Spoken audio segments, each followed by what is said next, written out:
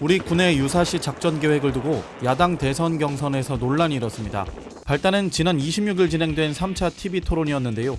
홍준표 후보가 윤석열 후보에게 작게 501호가 발동되면 먼저 무엇을 해야 하느냐고 물으면서 시작됐습니다. 작게 501호 아시죠? 네. 발동이 되면 대통령으로서 제일 먼저 무엇을 해야 됩니까? 글쎄요. 한번 좀 설명해 주시죠. 아니 작게 501호 아시냐고 했잖아요. 국가 윤 후보는 외교 안보 관련 사안에 대한 홍 후보의 질문 공세에 말문이 막힌 채 듣고 있다거나 대답을 얼버무리는 등 진땀을 빼는 모습을 보였는데요. 토론회가 끝나고 윤석열 캠프에선 군사기밀보호법을 지키라는 논평을 통해 안보 분야 종사자들은 전역 후에도 구체적 작계명을 그대로 사용하지 않는다. 공개 토론하는 순간 작계의 군사적 가치는 제로가 된다고 비판했습니다. 그러자 홍 후보는 작게 501호는 2016년 만들 당시부터 언론에 공개돼 일반화된 안보 상식이라고 반박했는데요. 최근 김여정 대남 협박 내용도 모르는 안보 무지는 더더욱 놀랍다며 그냥 조용히 있으라고 받아쳤습니다. 안보 상식인가 군사 기밀인가의 논란을 불러온 작게 501호는 수십 년간 사용해온 작게 5027의 후속 작계입니다. 1970년대 처음 만들어진 작게 5027의 핵심은 북한군의 남침 시 한미연합군의 방어 전략과 반격 계획에 초점을 맞추고 있다는 점인데요. 하지만 북한의 핵 개발과 미사일 능력 고도화로 개전 초기 아군의 대규모 피해가 불가피해졌죠.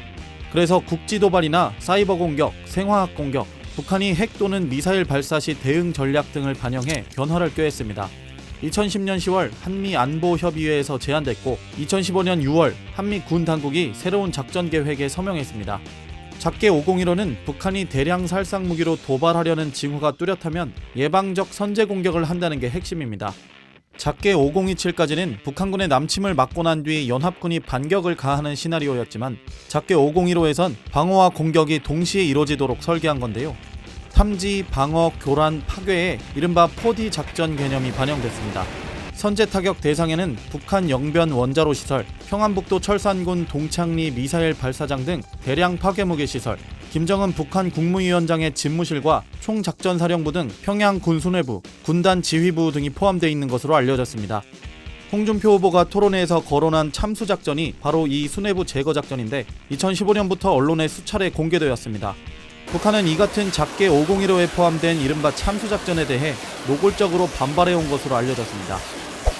작게 501호는 현재 미군이 갖고 있는 전시작전 통제권이 추후 우리 군 사성장군에게 넘어온다는 전제 아래 개발됐습니다. 일각에선 전작권 전환 이후 우리 군이 과연 북한 내 핵 미사일 기지 선제 타격 등을 결정할 수 있을지 여전히 의문이란 지적도 나오고 있는데요. 게다가 작게는 주기적으로 도상훈련과 야외 실기동훈련을 번갈아 실시하면서 문제점을 보완하고 발전시켜야 하지만 한미연합 대규모 FTX인 독수리 훈련이 2019년 폐지된 데다 전후반기 한미연합 지휘소 연습 또한 코로나19 유행 때문에 지난해부터 대폭 축소된 채 진행되고 있기 때문인데요. 이렇게 한미연합훈련이 연이어 축소되면서 전적권 전환에 필요한 우리 군 주도의 미래연합사 역량에 대한 3단계 검증을 지연시켰습니다. 그에 따라 임기 내 전작권 전환이란 문재인 대통령의 공약은 달성이 불가능해졌습니다.